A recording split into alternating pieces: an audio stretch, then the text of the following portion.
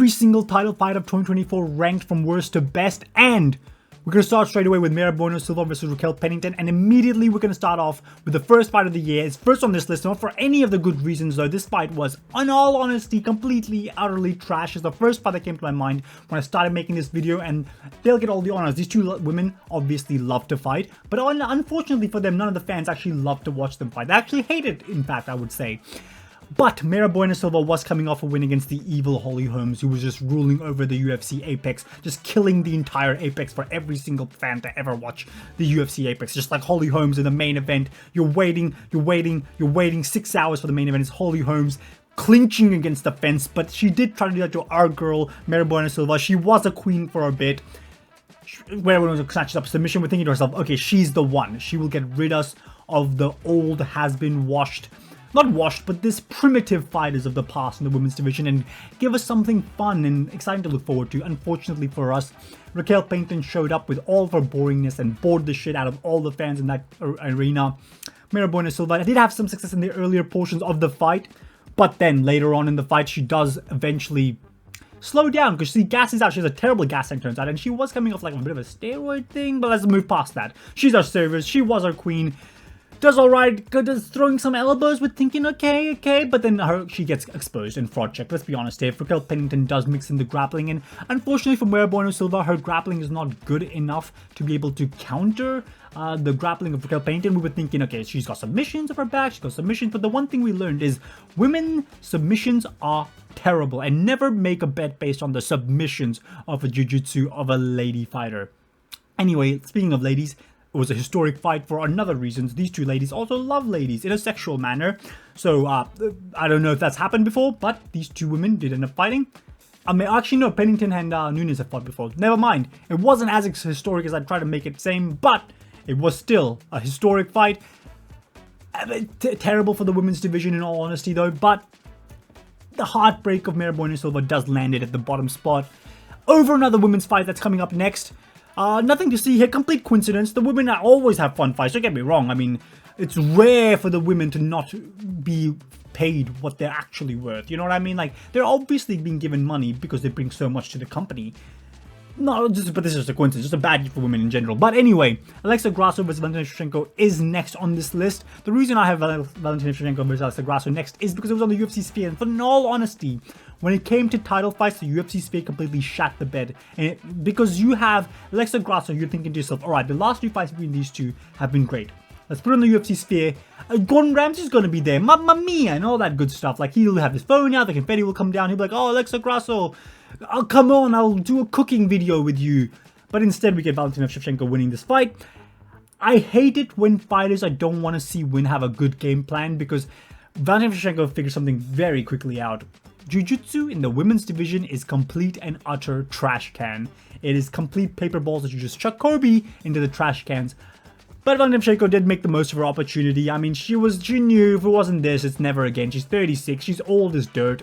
An aging dinosaur, please Manon Fiorot beat her, please, please, please. No one wants to hear, Valentina, she really is the queen. You know, the Amanda Nunes, the title, the reign, the GOAT conversation must be, it's like LeBron and Jordan. No, it's not, alright? No, Valentina Shevchenko has beaten a bunch of women's fighters from like varying weight divisions, like too fat to be strawweights, but too skinny to be bantamweights, and that's who Valentina's beaten. It's a really weak division, it's a terrible division in all honesty. It's getting better recently, but would have been better if Alexa Grasso won here, but Valentina Shevchenko basically shut down Alexa Grasso, completely took her down, outside of maybe like a fake triangle choke that Alexa Grasso attempted, which wasn't even close to being in, and a fake Kimura lock, a fake armbar, whatever the hell she had on.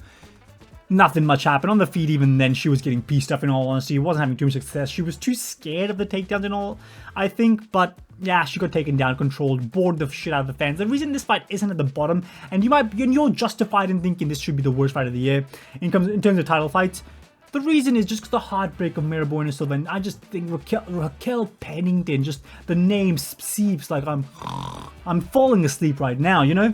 That's why that ended up being bottom. This is the second from bottom. Terrible fight, boring as hell.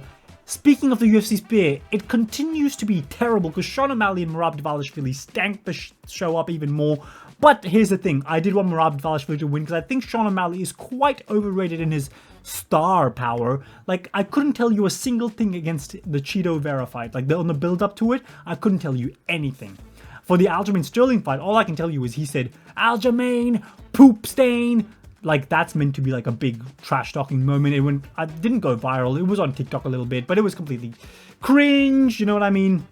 Only 12-year-olds find it entertaining and funny.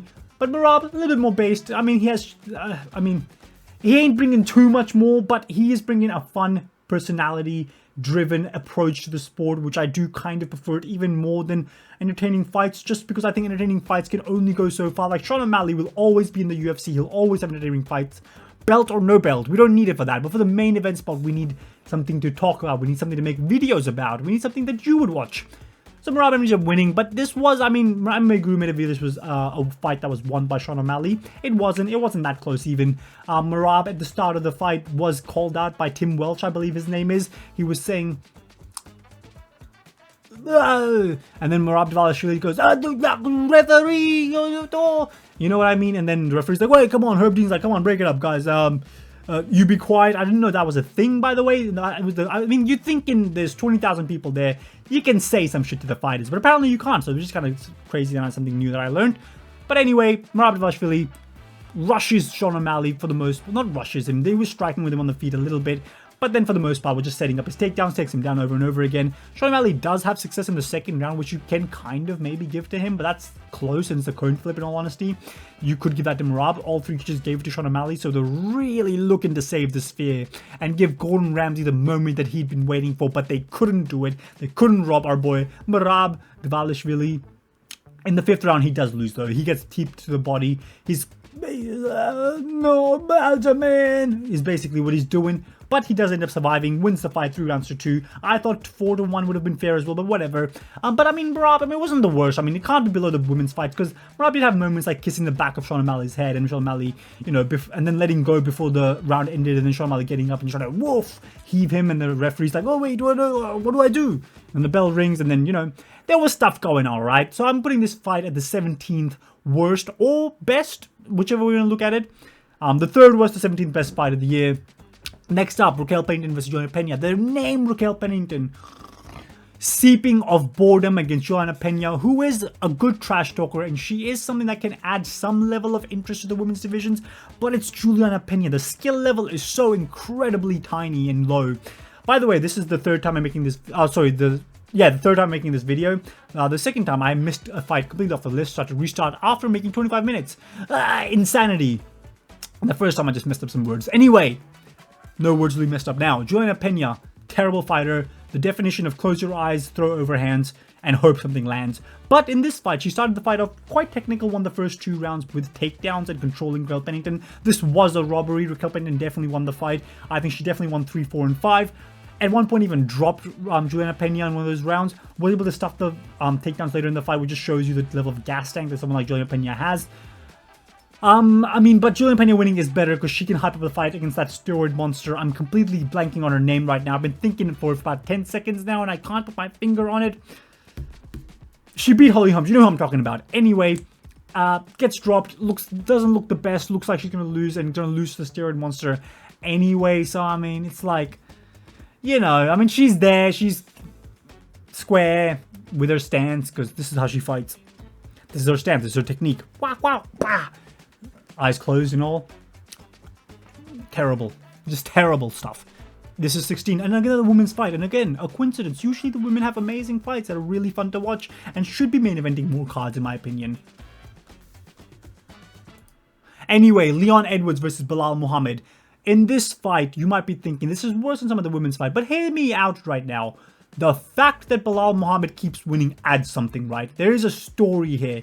No one has picked a guy to win in his last 5 fights, but all of a sudden, Bilal Muhammad is stringing together wins. He's beating all these guys. No one's picking him in his last 5 fights, but he keeps on winning, the underdog. If you are a Bilal Muhammad fan, you've been putting money on him like $100 every single time he fights, you're rich by now, right? You're a millionaire.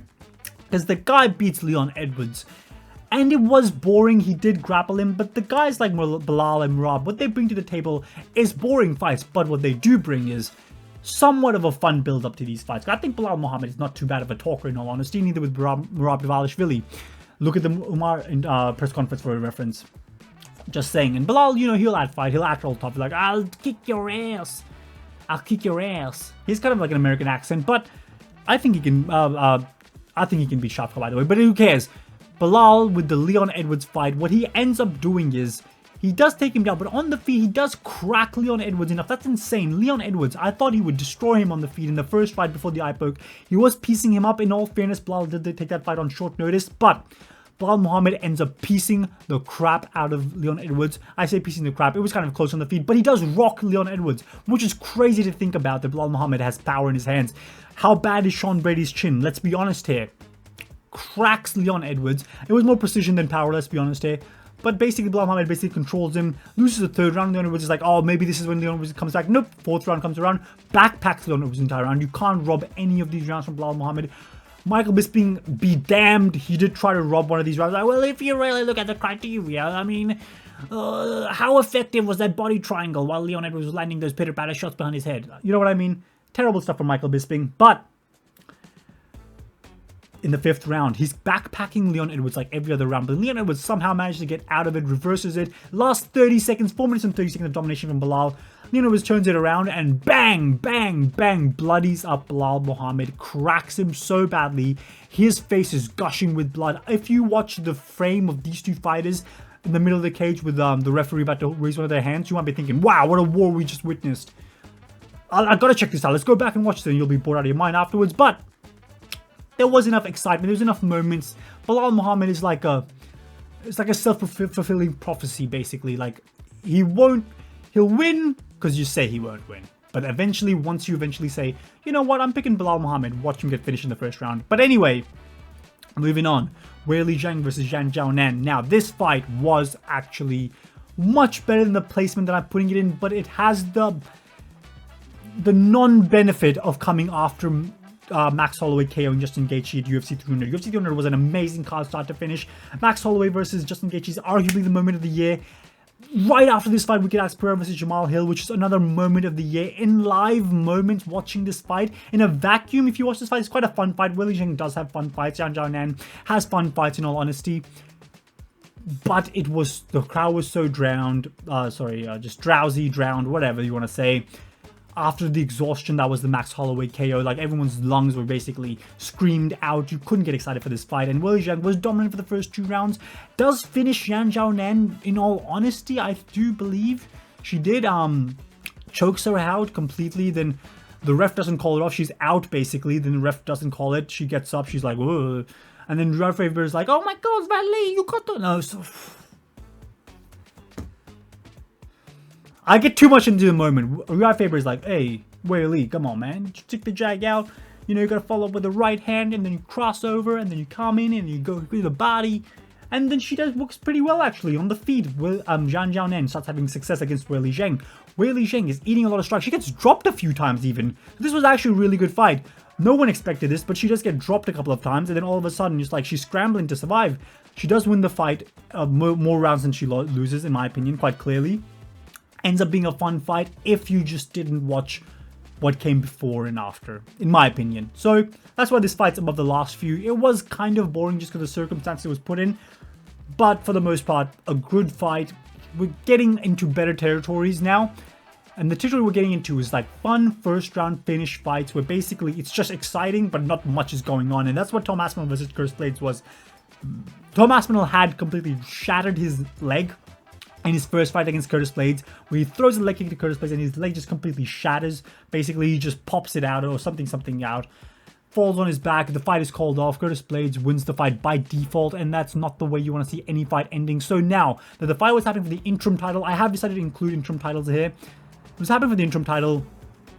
Tom Aspinall has a story. He has something to fight for. Curtis Blades is kind of dangerous, and this fight did make us go, holy shit, John Jones, you are F-U-C-K-E-D, my guy. You are fooled, right? He is. And that's why this fight's here. It added aura to Tom Aspinall. It was exciting. It saved us from the Bilal Leon decision fest, snooze fest that happened right afterwards. And the entire card was kind of boring, to be honest. But this card saved it. It will be number 13 here. Tom Aspinall finishes Curtis Blades. But I do feel bad for Curtis Blades because it feels like a lot of the times he gets knocked out. It's like he's on the ground. He's kind of getting back up to his knees. He's like, oh, I'm still in it. But then the referee just calls it off. It happened with Ngannou. It's happened a few times now. It kind of happened with Pavlovich where he was getting dropped. Give him a few more seconds. It's just the tendency. This guy just seems like he could survive a lot of these situations. His chin can getting far, but the referee never allow him in those situations. But anyway, it was probably a good stoppage. You don't want to get too much CTE, especially with for someone with a... I'm not going to go after the stutter. CTE is what I'm saying. Anyway, going on to number 12, Alex Pereira versus Jamal Hill. Very similar circumstances, but this was the moment, arguably the moment of the year, where he looks at Herb Dean and says, hold up, Herb. Boom. KOs Jamal Hill. Jamal Hill, listen, first round finish, nothing was happening before the KO, right? They were both kind of feeling each other out from range, just like throwing leg kicks here and there, just going, oh, you're that far, I'm this far, let's keep it that way. It's basically what they were doing. But then Jamal Hill lands a groin strike by accident, I will say. Herb Dean's like rushing and he's like, okay, do the normal thing. Let's break these guys up. Alex Pereira says, no, Herb, I'll finish this.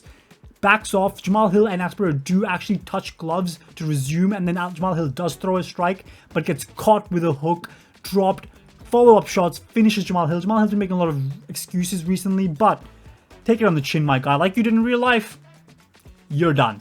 All right? This is number 12. Amazing aura moment. You gotta have it high, right? Jon Jones versus Stephen Miocic is number 11. Now, the reason I have this fight at number 11 is because even though it wasn't the most competitive fight, I do think we got to see a lot of things. Like the fact that Jon Jones is still a good fighter, like just based on skill. Obviously, Stephen Miocic is beyond washer. This not actually should be a good litmus test for anything. But we did see some skill from Jon Jones. He was way stronger than Stipe. Stipe was so old and fragile and frail and low on testosterone at this stage in his career.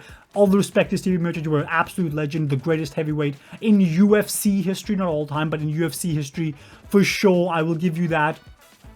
But what happened here? Jon Jones in the first round basically says, get on the ground, bitch, and just pushes him to the ground. Complete power, complete domination. I love Stipe and I hate Jon Jones, but he did do that. He did control him on the ground. In the second round, it was kind of competitive, but then Jon Jones kind of just like outlanded him. Jon Jones was being a little bit of a bitch in this fight, like kind of running away from the fight. Like anytime Stipe had it going, he just would turn around and go to the other side of the cage. It makes sense and it's smart to do, but it was kind of boring to watch. I'm not boring, but kind of frustrating because you knew Stipe had no chance, so you're hoping for like a lucky punch to land, but that was given. I mean, good on Jon Jones. He didn't nullify Stipe. And then in the third round, hits a spinning kick to the body of Stipe. Probably breaks a rib. Stipe drops. Follow-up shots from Jon Jones. Afterwards, Stipe Miocic is like, I'm retiring. Is what he says on the mic. Retires from the sport. Legend Stipe Miocic. You've given it your all. I love you, guy. Great moments. Great fights. Legend of the sport. Jon Jones, on the other hand, just goes and just says, I'm the good, I'll fight Tom Aspinall. Complete lie. Backstage, he's calling out Derek Lewis. Complete bitch. But anyway, this is the number 11 spot on this list. Number 10, Pantoja versus Kaya Sakura. This is the craziest thing you've ever seen because Alexander Pantoja does come into this fight with aura. I never thought I'd see this. Like, I thought he was going to be a boring, bearded, long-haired, just scrappy little dude, scrappy dude. Like, not a big box office, but it's fun to be on the card with. When he's on the card in the co-main event, it's always a fun fight. But now, he adds aura. He shaves his head. Looks like a Bond villain. Kaya Sakura, what did that guy say? He's like, we ain't won no K-pop champion in my UFC. It's basically what he was saying. The K-pop star versus the mafia villain. It was amazing to watch. The first round, especially, just because Kaya Sakura just kept spamming the flying knee. Like, he really wanted to connect with it. Pantoja was able to stuff, well, not stuff it, but he was able to stop the... nothing really landed. Only one of the flying knees actually landed onto Pantoja. The rest of them were kind of missing him for the most part, hitting his shoulder, hitting his chest, all that stuff. Completely missing him at some occasions. The first round was close, but I think Pantoja won. Close but clear, I would say the first round was. And then we have the second round. The second round, Kaya Sakura is clinched against the fence by Pantoja. Pantoja has the slickest back take you've ever seen. Gets Kaya Sakura down, has his back, threatening a rear naked. Kaya Sakura is finding the hand, but then all of a sudden Pantoja switches his grip to the other hand and he gets the choke in. As Kaya Sakura is going out, he's like, woozy, and he just taps out. And that was the end of the fight. It was a fun fight for how long it lasted. It was a good end to the pay-per-view in my opinion. So good on Pantoja, and I think he has aura now. I think the fact that he's like clean out the division, we're like, oh my god, who can possibly fight Pantoja? I'm excited to see Pantoja fight next. believe it or not. Next up, number 9, Alexander Volkanovski versus Ilia Topuria. That picture is really, really, really bad, man. Like, I mean, the guy looks out of shape. The abs are gone. Maybe it's because this is lightweight picture, but oh my god. Anyway, the reason this fight ends up higher than the last few fights is because of the aura that it added to Ilia Topuria. Ilia Topuria KOs Alexander Volkanovski. A lot of people were picking Ilia Topuria because of how good he looked against Josh Emmett and the fact that he's been KOing a lot of people in the division. Came into this fight as a slight underdog, not a huge underdog like a lot of people coming into fights with Volkanovski have been. Volkanovski does show up in the first round. It's kind of like a close round, pitter-patter. Can go either way. I can see it going Volkanovski's way. I can see it going Ilia Topuria's way. I don't remember which way I completely scored it, but I wouldn't be shocked with either result. In the second round, Ilia Topuria does end up KOing Volkanovski, finds the chin of Volkanovski, completely puts him out. Like, he drops like a sack of potatoes, does Volkanovski. And that's really sad to see the chin of an all-time great legend just go little by little. I think it is going because he's been KO'd a couple of times now. Come on, look at that chin, look at that chin, look at that face, look at that abs. You know what I mean? But Ilia Topuria had a lot of star power to himself. And beforehand, the fact that Ilia Topuria was saying, I will beat you, and you know what's about to happen. Like, it just added more to the aura. It was a fun fight while it lasted. A good fight. Speaking of aura fights, we have Alex Pereira versus Yuri Prochazka 2 now. Yuri Prochazka is my favorite fighter in the UFC. Alex Pereira is a guy I like a lot to watch fight. I was rooting for Yuri Prochazka, but nothing has added more aura, in my opinion, to a fighter this year than Alex Pereira KOing Yuri Prochazka. I mean, after the fact, I was convinced I had seen the greatest fighter to ever fight, in all honesty. Because this guy is an absolute monster, a complete beast of a fighter. In the first round, it's kind of close. Yuri Prochazka is like, you know, like I thought he had learned and could take down Pereira, but he couldn't. At the end of the first round, he gets caught with a hook, gets dropped. He's on the ground. He's doing the... basically out of it, but he's just doing that because that's his instincts to make himself look good in front of the judges and the referee to not stop the fight. In the second round, immediately, the moment Yuri Prochazka stops bouncing for a split second, just stands still for a second, Alex Pereira catches him with a head kick, drops him, follows him up. Yuri Prochazka's wobble, trying to get back up, but he's getting brutally pulverized. And then Alex Pereira, the aura of Alex Pereira, he feels unbeatable. Can Ankalaev do it? We don't know. But this fight was really, really good. It added, for how long it lasted, it was exciting as all hell. I was on the edge of my seat. My heart was pounding. Beautiful stuff. Next up, Ilia Topuria versus Max Holloway. Again, another fight that's actually quite good for how long it lasted. Now, Alex Pereira versus Ilia Topuria versus Max Holloway. They did a face-to-face over Zoom for this fight, which added a lot of intrigue to this fight. Just the face-to-face can add so much to a fight. This fight was like, I thought Ilia Topuria was going to win, but you knew the chin of Max Holloway can hold up, and he might get dropped, but he won't get finished. But then this fight starts, and the first round is close. Immediately, Ilia Topuria points to the center of the cage and says, let's do it now, bitch. And Max Holloway's just there like doing the matador, which makes no sense because isn't he the matador and you're the bull, Max Holloway? So why are you being the matador and doing the bull symbol? But anyway, and outside of that inconsistency, it was actually a very good fight. Very close in the 2 rounds, in all honesty. I think Ilia might have won both, but it was close. Like, no, I think it was 1-1. I can't, yeah, I mean, you know, one of the rounds, Max Holloway just kind of slip of a strike. If you judge it as a knockdown, you can give that round to Ilia Topuria, but it was very close either way. Max Holloway was out-voluming him. Topuria was landing the hardest strikes, in my opinion. The third round, though, Max Holloway was just backing off, and Ilia Topuria just catches him, boom, and just drops Max Holloway. Max Holloway, the guy whose chin will never go, we thought, eventually goes. And he goes badly. Not badly, but he is finished with follow-up shots. Max Holloway is finished in a fight. How crazy is that? Ilia Topuria has that much power in his hands. The guy should please, Ilia, just stay at featherweight and become the GOAT of the division, or the GOAT of the sport, because honestly, Jose Aldo, I think, is a good claim to being the greatest fighter to ever live. If Ilia Topuria becomes the GOAT of the featherweight division, he could be the GOAT of the sport. Don't just go up to lightweight, man. Like, be disciplined. I know the weight cut is tough. It was tough for Conor. It's tough for you. I completely understand, but you can do it, my guy. The discipline, the party lifestyle, it's not worth it. No haram, brother. Stay in featherweight. Now, this is just a plea video. But anyway, this is the number 7. A great moment. A very good fight to watch. But there are better ones to come. Now, this fight is number 6 on my list. And I'm surprised I ended up going with it being number 6. But anyway, we have Dricus du Plessis. I'm just stuck on the last entry. Dricus du Plessis versus Sean Strickland. Again, this is one of those fights where you're thinking to yourself, right? Who's gonna win? Who done it, right? Strickland has just coming off a win over Adesanya. Du Plessis is coming off a win over Robert Whittaker, the two legends of the previous era, like the two best fighters of the previous era. Now these two are matched up. I thought Du Plessis did win this fight, but it was so close. It was so close. Almost pick him rounds in the middle. I did rewatch this fight earlier this year. It was even harder to call then. But I think you can give it to Strickland, but I would give it to Du Plessis. I do think you have to factor in some of the takedowns when the fight is so close, because some of the live strike results that were given out in the middle of the broadcast were completely fake, in all honesty. They were re-updated after the fact, and they were completely different to what it was showing live. So I do think a lot of people were just stuck with that and were like, oh, okay, so Strickland won this round. I mean, it's pretty even, but if he landed more, he landed more. But no, Du Plessis, I do think, was the better fighter here.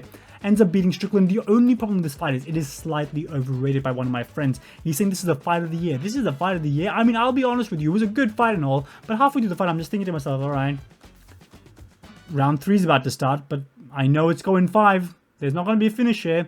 Pillow hand Strickland's just going to do his thing. DDP's durable, so he's not going to get finished. Let's see if DDP can get a finish here. That's what I was thinking the whole time. So eventually, Strickland gets busted up. He's bleeding. That probably sways the judges a little bit. Du Plessis' face is a little bit messed up as well himself, but that happens in 1 round. It wasn't the case of every single round, so you can't judge the entire fight based on what happened in 1 round. Overall, I think Du Plessis won. It was a good fight, but slightly overrated, depending on who you ask. Next up, we have Alexander Pantoja versus Steve Erceg.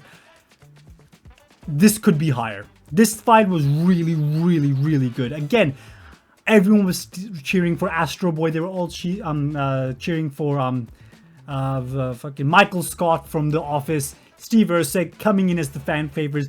Alexander Pantoja, the boring champion at the time. Let's be honest here. At the time, I was thinking, Pantoja, who gives a shit? Steve Erceg, let's go. Bring a title to Australia. We'll get you on the Australian pay-per-view. We'll be the co-main event. It'll be great to watch. But then Alexander Pantoja does defend the home turf. He does defend the home turf. He's fighting in Brazil in front of his home crowd. A lot of people, MMA Guru was saying that apparently Steve Erceg was robbed. I don't think so. I think Pantoja did win the round 3-2. It was close. The grappling was a factor in this fight, and you might be thinking, oh, well, you know, it's damage. No. The MMA rule book, you can Google it, specifically says dominant grappling and damage based on strikes is what is weighed the heaviest. So in this case, I do think Pantoja ended up winning. It was a great fight to watch. Really, you see action. Steve Erceg, these Australians, they are just very good at stuffing takedowns. That's the thing. They will always stuff takedowns. That's one thing you always rely on Australian fighters. They can stuff takedowns. Kai Kara France, who's from New Zealand, but he kind of, you know, he trains it in Australia, I believe, in Kickboxing Academy. So we have a bunch of these cases where we have Erceg and all these Australian fighters. Another one, Dan Hooker, again, he does train at Kickboxing Academy from New Zealand though. They all have just good takedown defense. Every single one, unless you're a fat Tafa, who have terrible. I hate the Tafa bros. But anyway, Steve Erceg brought the fight to him, put their hands on him, was really, really close. I think he made a massive mistake in the 5th round. I think he pulled guillotine or something weird like that. Or maybe he went for a takedown himself, got reversed. Ends up losing 3-2. He could have won this fight. So close, my guy. And then he's been, you know, it sucks when these stuff happen, because now he's been finished by Kai Kara France. But anyway, this is number 5. It showed a lot of grit. I mean, Pantoja is a scrappy dude. And Steve Erceg is a really good fighter despite the result of his last fight. And this entire fight, round 1 to 5. Exciting stuff in Brazil. This should potentially be number 4. It should be number 4 in my opinion over this fight. But the aura adds too much to fights in my opinion sometimes. Sean O'Malley versus Chito Vera, an undeserved title fight. I think anyone will agree. No one cares about this dead feud. Okay, you kicked him once, your perennial nerve gave out, you fell to the ground. Who cares? No one thinks of this fight as that. Marlon Chito Vera losing to Corey Sandhagen. Corey Sandhagen not getting the fight against Sean O'Malley, but instead having to fight Umar, while Marlon Vera gets a title shot just to bolster Sean O'Malley's fake legacy and make some money off of his name, because they knew Merab was coming. They knew Merab was coming!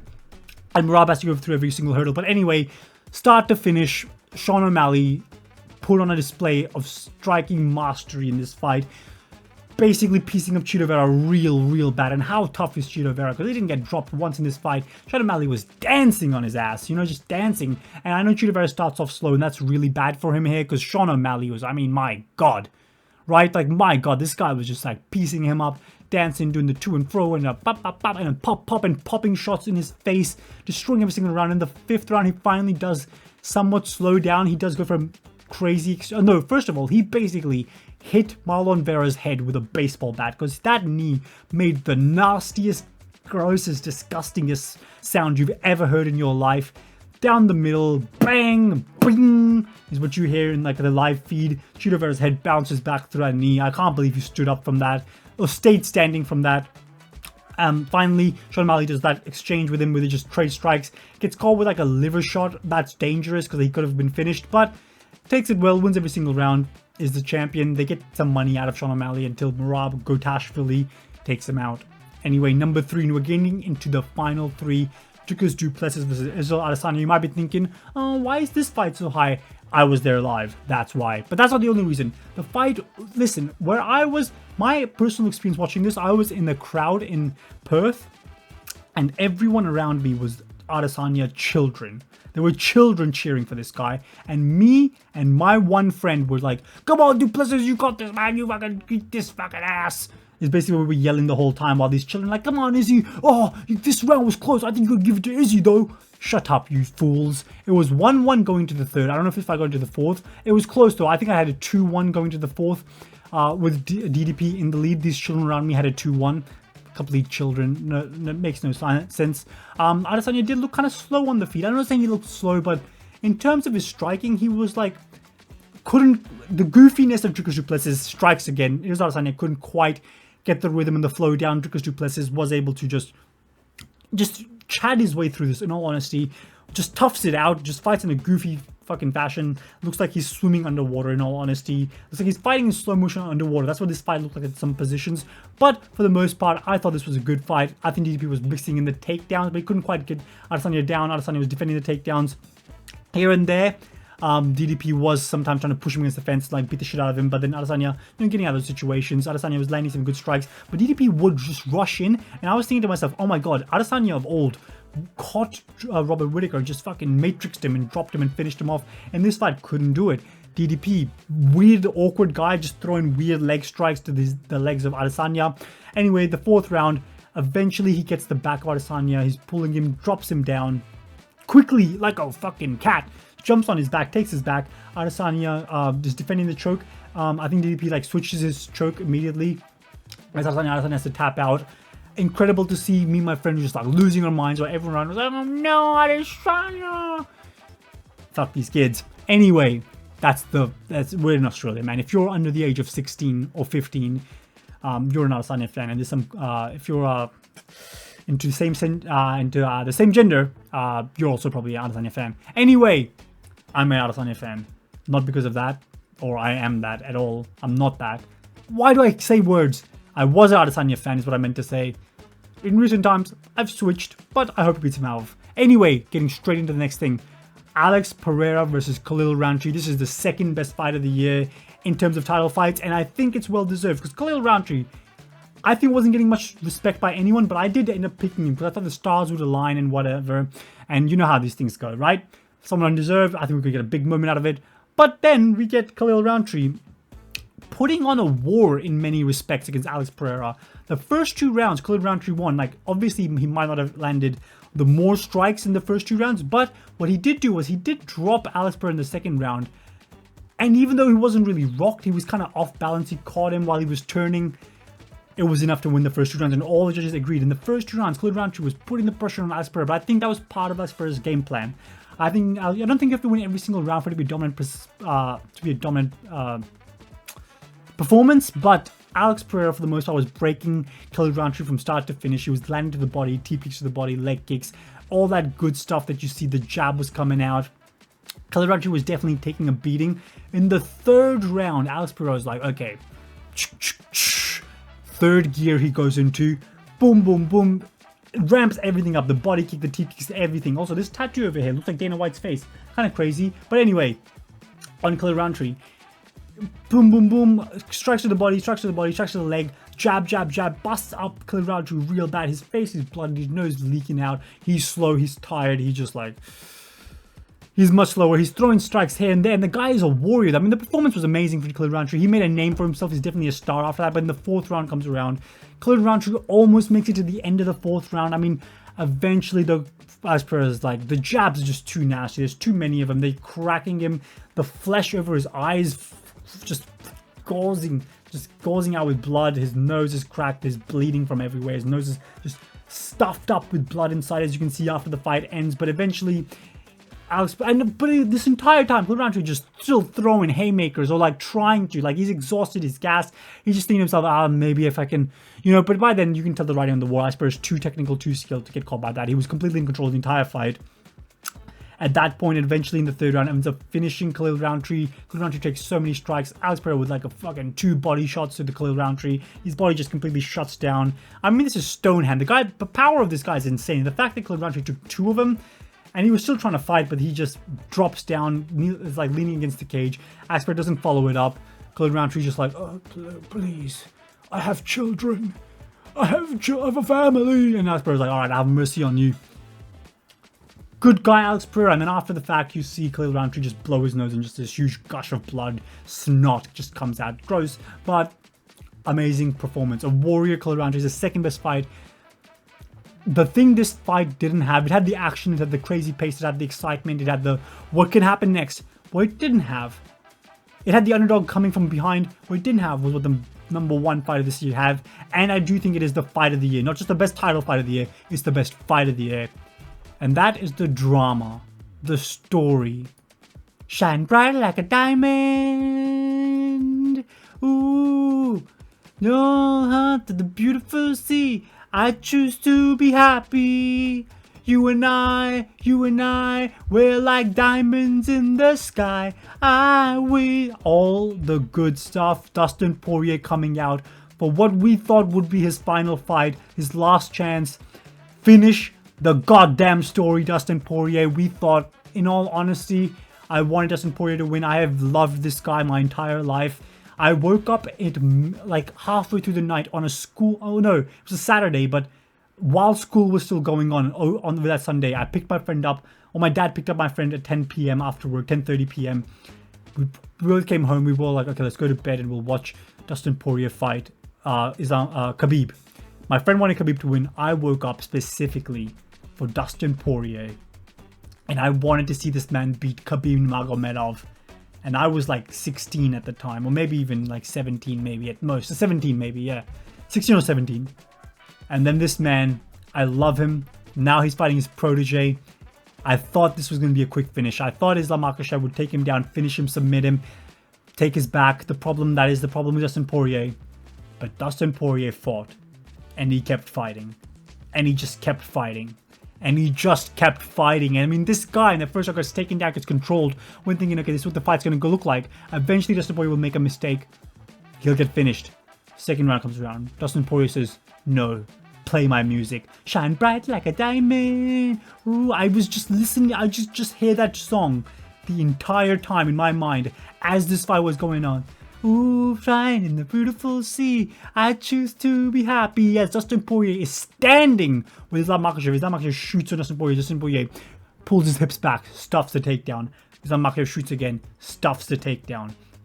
Is actually fighting 2 hands on 1 hand. Is stuffing the takedowns of Islam Makhachev. I know Islam Makhachev is maybe not the grappler the Khabib is, so you might not be as impressed, but it was insane. This was insane to watch. Then on the feet, he's trading with Islam Makhachev. In clinch situation, Islam's doing well, but Poirier's doing well as well. In the distance, it was a close fight. Everything was going weirdly enough, like kind of like how you would think. Eventually, Islam takes down Poirier again.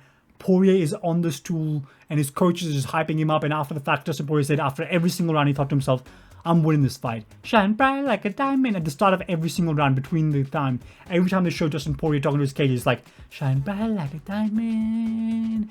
Ooh, high in the beautiful sea. I choose to be happy. You and I. And we're thinking to ourselves, is he gonna do it?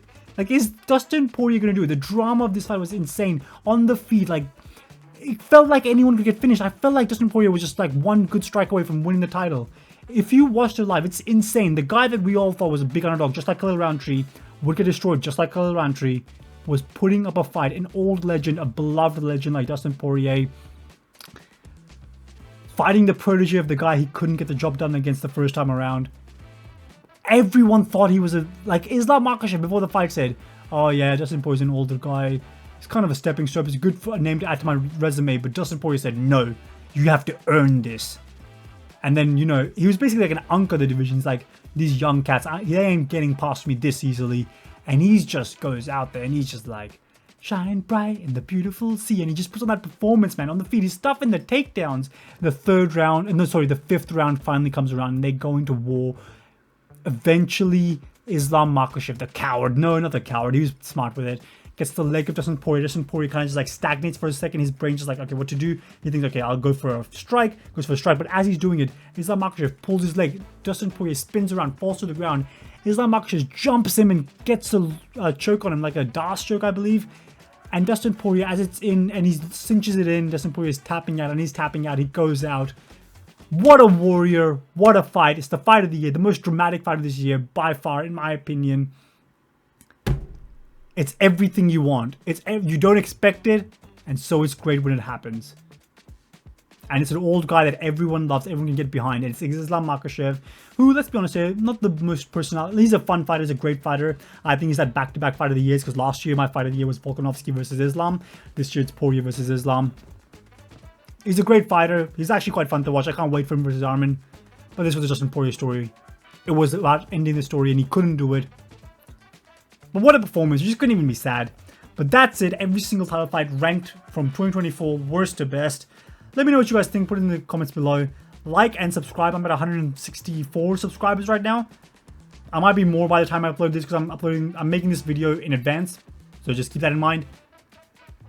Subscribe. Give me 200, brother.